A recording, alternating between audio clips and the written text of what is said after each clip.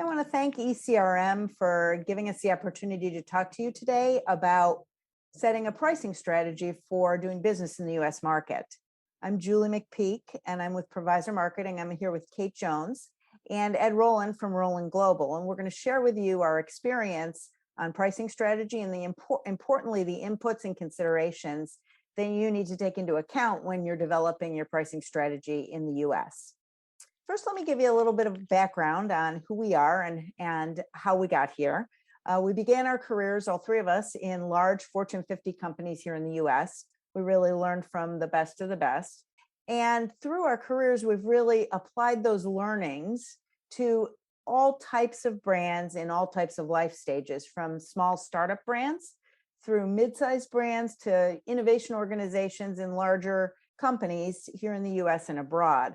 I think importantly, we've got experience across categories, services, technologies, et cetera, but the approach is the same. It's all really rooted in understanding the consumer and reflecting that understanding in all aspects of the brand's business model, including pricing strategy. The real foundation of the work that we do is built in understanding the US consumer. You know, how they behave in certain categories, why they purchase in certain categories, what's important to them in the brands that they buy. And then that learning is really reflected in every aspect of a brand's business model. Notably, also important when you think about pricing strategy.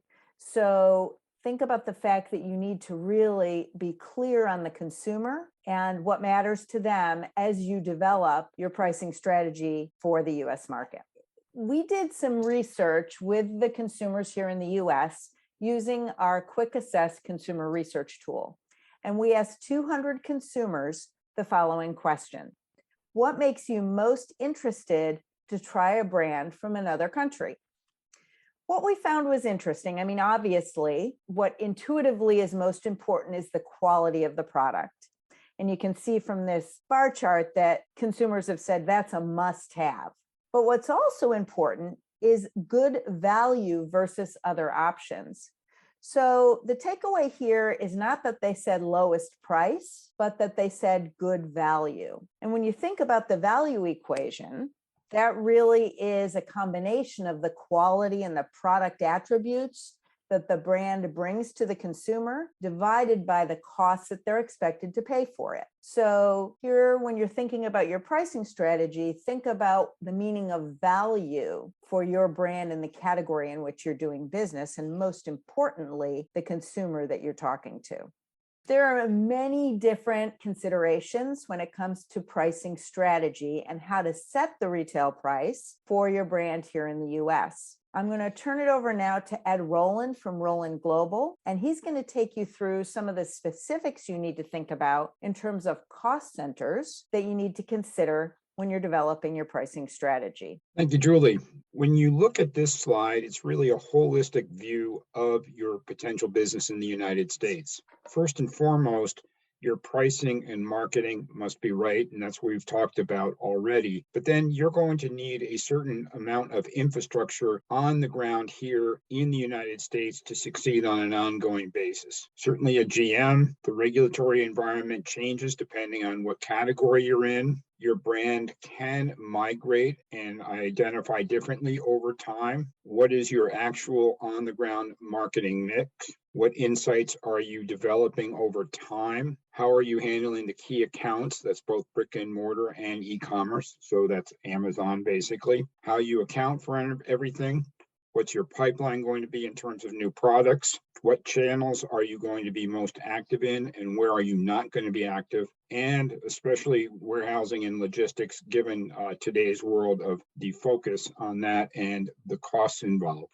So there's also going to be some internal as well as external friction within this. Depending on who you're talking to, whether it's your marketing and or sales people, they're going to tend to focus more on the top line, whereas your finance department is going to focus more on the bottom line. You have to be aware of that friction because it's going to impact your entire organization. On the external basis, you also have to come to grips with what you can control what you can negotiate, and what is outside of your control, which of course then all impacts your ultimate retail selling price.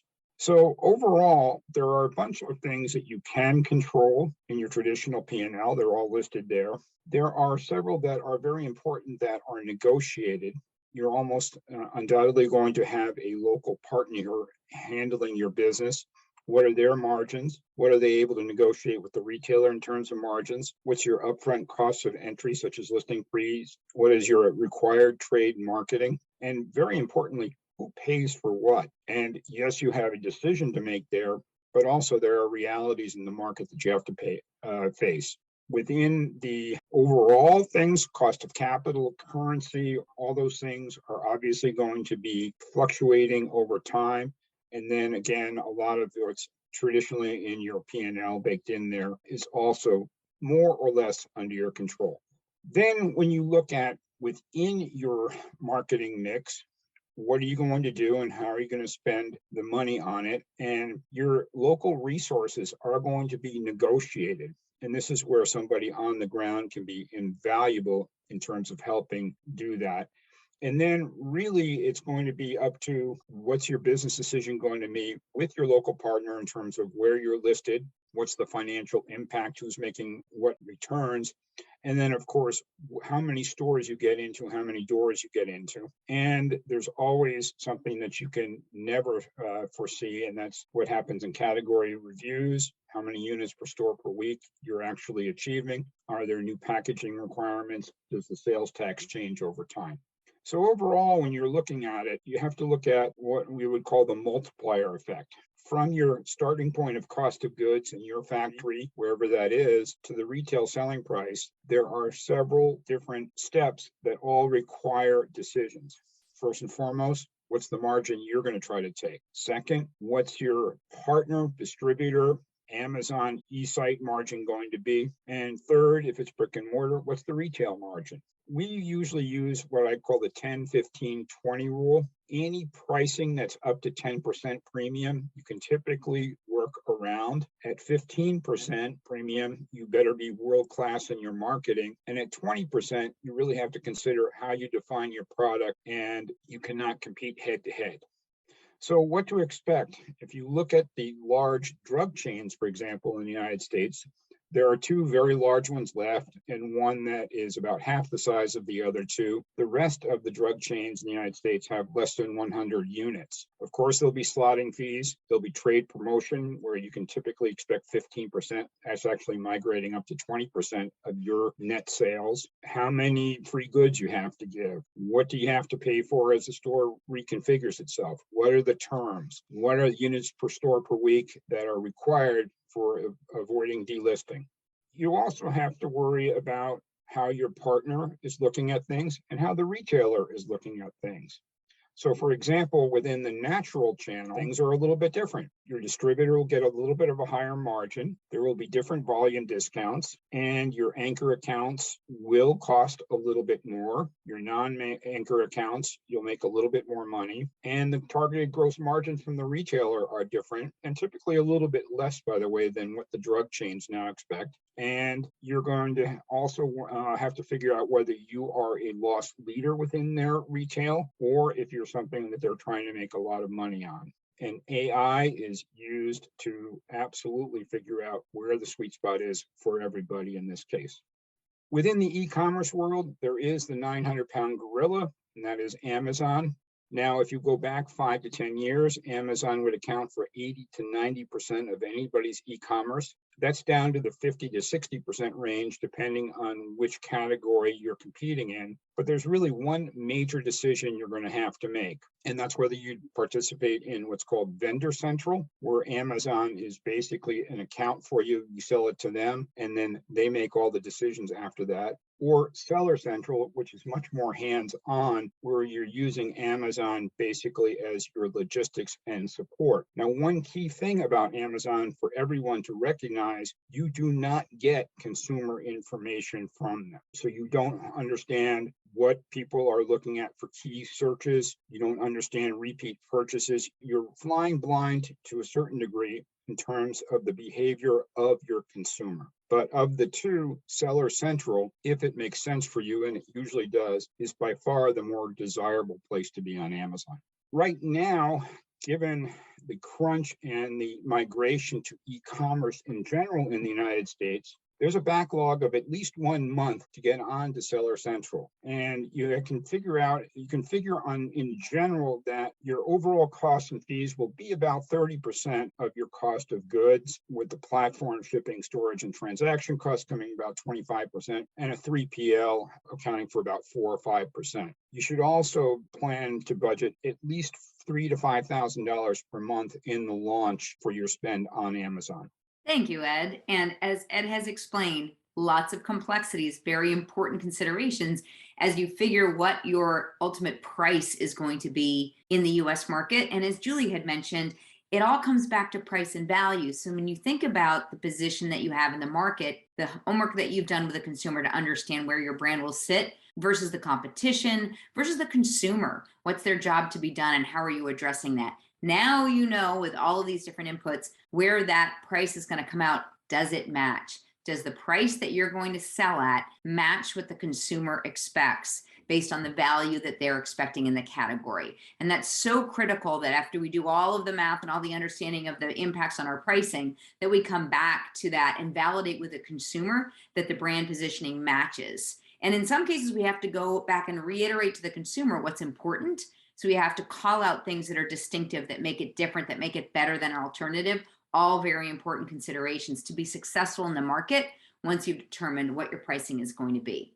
So one of the core aspects of your brand strategy will be understanding where your price is based on all the work that you've done that Ed's provided us wonderful perspective for, but then also what the consumer expects from the category that you're in, from the other competitors. How do you compete in the category? And therefore, does the value match for the consumer, which means the quality of the product matches the cost of the product they would expect to pay? And this can work in two ways. You can come out where you may have a product that your cost is too high and it's not what consumers expect. And so now you're going to have an issue where they're not going to buy it because it's too high. We've also seen the other happen, where you actually aren't priced high enough because the expectation of the consumer is this is very high value. Maybe there's a unique ingredient in your product, or you're developing something or delivering something to consumers that's really unique, and they really are going to expect it to be high. And we find this in very high-end skincare.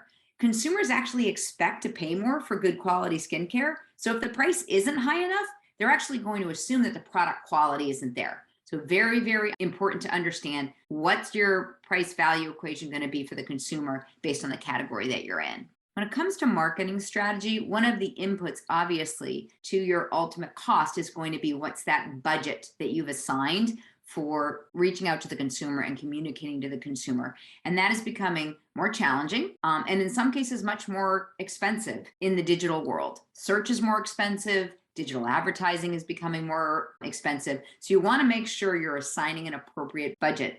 There's nothing worse than not being able to reach out to your consumer and actually make them aware of your product for the price value that you're offering because you don't have enough dollars assigned to actually make sure you're generating awareness and trial. And so many marketing tools to consider, obviously consumer advertising, consumer promotion, Ed mentioned as well, trade promotion. All really key elements, all necessary elements. You generally can't pick one and not do the others. So these all have to be considered in your overall brand strategy within your pricing and to make sure that you're able to go out and reach your target consumer with your messaging as well.